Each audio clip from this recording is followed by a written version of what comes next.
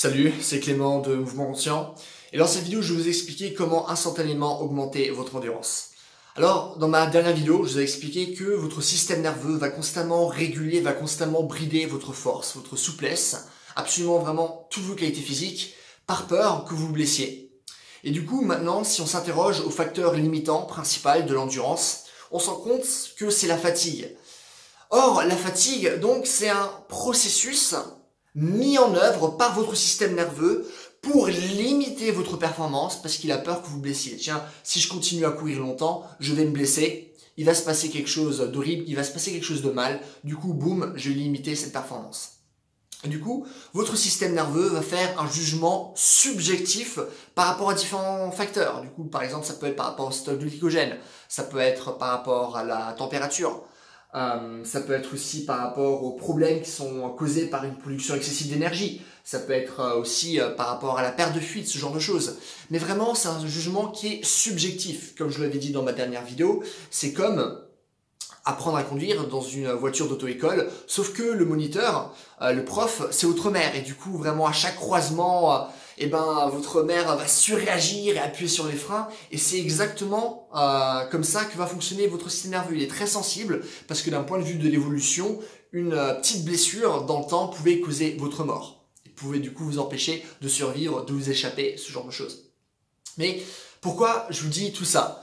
Si je vous dis tout ça, c'est pour que vous compreniez que la fatigue, du coup, le facteur limitant principal de l'endurance, c'est quelque chose qui est au minimum tout aussi mental que physique, si ce n'est plus. C'est-à-dire que lorsque vous allez créer vos entraînements, non seulement vous devez prendre en compte justement l'aspect physique, mais vous devez aussi prendre en compte l'aspect de la perception de l'effort. Parce que justement, ce facteur mental est excessivement important. Ça a été notamment aussi popularisé par exemple par les Navy Seals, du coup les forces spéciales américaines, qui parlaient de la règle des 40%. C'est-à-dire que si vous pensez réellement être au max de vos capacités, que vous pensez vraiment plus pouvoir aller de l'avant, en fait vous êtes simplement à 40% de vos capacités maximales, mais c'est seulement votre système nerveux qui vous a mis une limite pour vous empêcher d'aller plus loin, et du coup potentiellement on pourrait aller au-delà de cette limite pour réellement réveiller tout notre potentiel. Du coup ça c'est une règle sympa, mais c'est aussi quelque chose qui a été éprouvé par de nombreuses études. Et aussi, simplement aussi, si on regarde les performances des sportifs de niveau, la grande majorité font de meilleures performances lors de compétitions. C'est là où ils vont être le plus fort, c'est là où ils vont être le plus endurant, le plus rapide, alors qu'ils essaient aussi d'être au max lors de leurs entraînements, mais pourtant ils arrivent simplement en compétition de vraiment être au maximum de leur capacité, ce qui prouve qu'il y a quand même une marge de progression. C'est aussi prouvé avec nos études, où par exemple, on prenait un athlète, par exemple, qui allait courir 3 km, et on lui disait, en fait, là, t'as pas couru 3 km, t'as couru 4 km. Et du coup, on lui mentait par rapport à ça. Et par rapport, justement, au mensonge, on évaluait sa fatigue.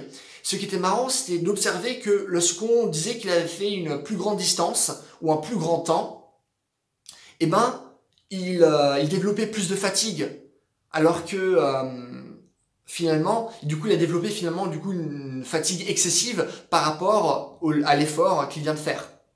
Et on a pu aussi voir la conclusion réciproque, c'est-à-dire que si l'athlète courait 3 km, on lui disait, tiens, en fait, là, tu viens de courir 2 km. Et vu qu'on lui disait qu'il a couru 2 km, on remarquait qu'il y avait moins de facteurs de fatigue.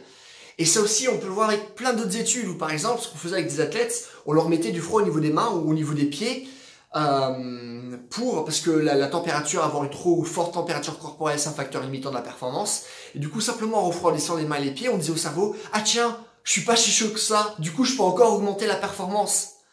Deux études ont été faites où, par exemple, des athlètes se rinçaient la bouche avec de l'eau qui était sucrée. Du coup, ils avalaient pas, juste se rincer la bouche. Et vu que justement, il y avait la présence de sucre dans la bouche, et ça disait au système nerveux, tiens, je vais avoir des nutriments bientôt, je vais nouveau avoir de l'énergie bientôt. Vu que je vais avoir de l'énergie bientôt, je peux me permettre de faire un plus grand effort. Parce qu'avant, l'énergie, les calories, c'était très dur d'en avoir. Et du coup, votre système nerveux bridait constamment vos performances parce qu'il ne savait pas si par la suite, on allait avoir suffisamment d'énergie pour justement retrouver par exemple un bon stock de glycogène ou restaurer l'énergie, ce genre de choses. Ok ? Et du coup, ça vous prouve quelque chose mais de très très important, mais que très peu d'entraîneurs mettent en place. c'est que la perception de l'environnement est tout aussi importante, voire même beaucoup plus importante que votre performance même. C'est-à-dire que si maintenant, vous courez à une intensité de 7 sur 10, mais que vous avez une perception de cet effort qui est de 6 sur 10, c'est ça qui va réellement compter. Si vous avez une perception qui est de 6 sur 10, ce que vous avez réellement couru, c'est un 6 sur 10. Du coup, si c'est sur un 6 sur 10 d'intensité, logiquement, vous allez pouvoir courir plus longtemps que si c'est sur un 7 sur 10. Réciproquement, si vous avez couru une distance qui équivaut à 7 sur 10 en intensité, mais que vous l'avez perçu comme un 8 sur 10, vous venez pas courir un 7 sur 10, vous venez de courir un 8 sur 10 parce que c'est ça qui est important. C'est pas réellement ce que vous faites, mais la manière dont votre système nerveux va le percevoir. Bien sûr, l'effort va jouer du coup sur la manière dont votre système nerveux va le percevoir, mais la perception en elle-même joue un rôle qui est très important. Et moi j'avais vécu une expérience personnelle par rapport à ça, où il y avait une petite épreuve qui était organisée comme ça pour le fun, c'était un 10 km, et du coup je l'avais juste couru pour le fun, voilà, c'était pour la bonne cause entre guillemets. Du coup j'avais couru 10 km, et moi je suis pas quelqu'un qui aime courir, même si de temps en temps j'ai des phases comme ça, mais c'est très rare. Et du coup, j'avais couru ces 10 km et c'était fatigant, c'était chiant. Vraiment, je devais me motiver pour faire...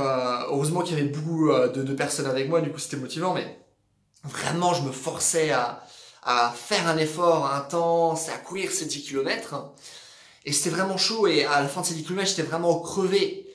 Par contre, je me souviens, lorsque j'habitais encore à Strasbourg, lorsque j'avais ma phase de course, j'avais simplement décidé de courir dans un quartier que je connaissais pas, de vraiment courir le plus longtemps possible et de pas faire un tour, de faire un tour que je connais, de retourner après à mon appart, non, simplement courir tout droit et après par exemple prendre un tram et un bus pour revenir.